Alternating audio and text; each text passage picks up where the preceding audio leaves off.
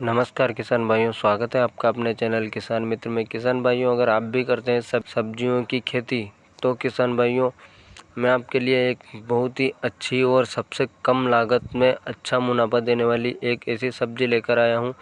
क्योंकि किसान भाइयों अब हमारे जो सितंबर का महीना ख़त्म होकर अक्टूबर का महीना शुरू होने वाला है और वैसे हमारे खेत भी जो खाली होने लग गए हैं। सोयाबीन और मक्का की कटाई करके जो हमारे खेत खाली हो गए हैं तो उनमें हम इस सब्जी को लगा करके बहुत अच्छा मुनाफा कमा सकते हैं। क्योंकि किसान भाइयों हम जो इसे अगेती लगाएंगे, जब अक्टूबर के महीने में इसकी बुआई करेंगे तो हमारे मात्र 40 से 50 दिन में ही इनकम शुरू होने वाली है। और किसान भाइयों लगातार हमारे 2 महीने तक ही इसकी हार्वेस्टिंग चलने वाली है।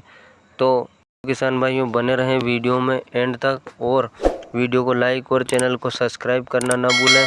तो किसान भाइयों मैं सबसे कम लागत वाली इस सब्जी के बारे में आपको बताने वाला हूं, जिसे इसलिए किसान भाइयों मैं बताने वाला हूं कि हरे धनिए की हम 50 से 60 दिनों में मात्र 1 एकड़ ज़मीन से हम 1 से 1.5 लाख तक का मुनाफा आराम से कमा सकते हैं। तो बिना देरी किए चलिए शुरुआत करते हैं किसान भाइयों। तो हम एक एक पॉइंट की बात करेंगे।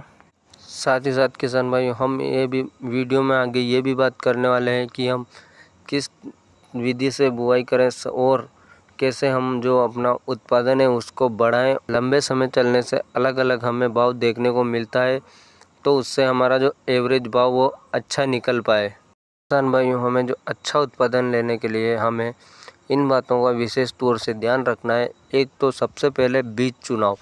तो किसान भाइयों हमें बीज चुनाव के लिए हमेशा हाइब्रिड किस्मों का ही चुनाव करना है। दूसरी बात है सही समय का चुनाव के बाद बात करेंगे हम खाद प्रबंधन और इसमें कीट व रोग। तो किसान भाइयों सबसे पहले हम शुरू करते हैं खेत की तैयारी और बीज बुआई से। किसान भाइयों खेत की तैयारी में हमें ज़्यादा कुछ नहीं, जैसे हम सभी फसलों के बारे में खेत की तैयारी करते हैं अन्य सभी फसलों की, इसी तरह हमें 2 से 3 जुताई करके अच्छे से पाटा लगा के उसमें क्यारियाँ बना लें। फिर हम उन क्यारियों में छिड़काव विधि से जो हमारे बिजाई है उसे कर दें। छिड़काव करने के बाद हम उन बीजों को हल्की हल्की मिट्टी से दबा दें जैसे हमारे पास, और फिर उसके बाद सिंचाई कर दें। उससे किसान भाइयों हमें 8 से 10 दिन बाद जो हमारे बीजों का अंकुरण शुरू हो जाएगा। तो किसान भाइयों जब तक हमारे बीज का जो अंकुरण ना हो तब तक हमें खेत में अच्छे से नमी बनाकर रखना है। किसान भाइयों दूसरी बात करें हम तो हम यहाँ की बीज की बुआई के लिए हम सही समय सितंबर अक्टूबर नवंबर तक नवंबर के अंत तक हम इसकी बुआई कर सकते हैं। पर हम जो आगे से हरे धनिए की खेती कर रहे हैं तो हमें अक्टूबर में जो हम शुरुआती पहले हफ्ते में इसकी बुआई करेंगे तो ये बहुत ही अच्छा और सही समय है। सितंबर का महीना तो वैसे भी जा चुका है और हमारे जो अक्टूबर शुरू होने वाला है। तो किसान भाइयों जिन्होंने तैयारी नहीं की है वो भी खेत की तैयारी कर लें।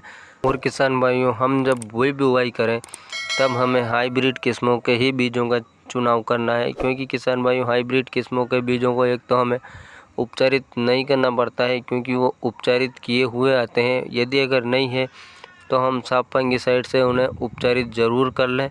हाइब्रिड किस्मों में नामदारी सीड्स की है, सुरभि और भी कई जो हमारे मार्केट में मौसम के अनुसार वहाँ के वातावरण के अनुसार जो भी हाइब्रिड किस्म की हो तो वह वैरायटी का चुनाव ज़रूर करें। क्योंकि किसान भाइयों हाइब्रिड वैरायटी का जो अब हम चुनाव करते हैं तो उनमें जो हमारे धनिए के जो फूल है वो काफ़ी लेट दिखाई देते हैं और आने भी लेट ही लगते हैं। तब तक के लिए हम अच्छे से हार्वेस्टिंग कर लेते हैं और ज़्यादा कटाई करते हैं।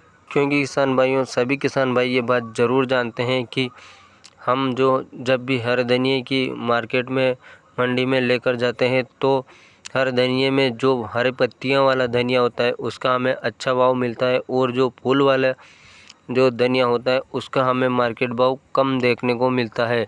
और किसान भाइयों बात करें हम अगर खाद की तो खाद में तो हम किसान भाइयों में हम जब हमारे खेत की तैयारी कर रहे होते हैं तब हमें बेसल डोज में NPK 12-32-16 का एक बैग एकड़ के हिसाब से देना है।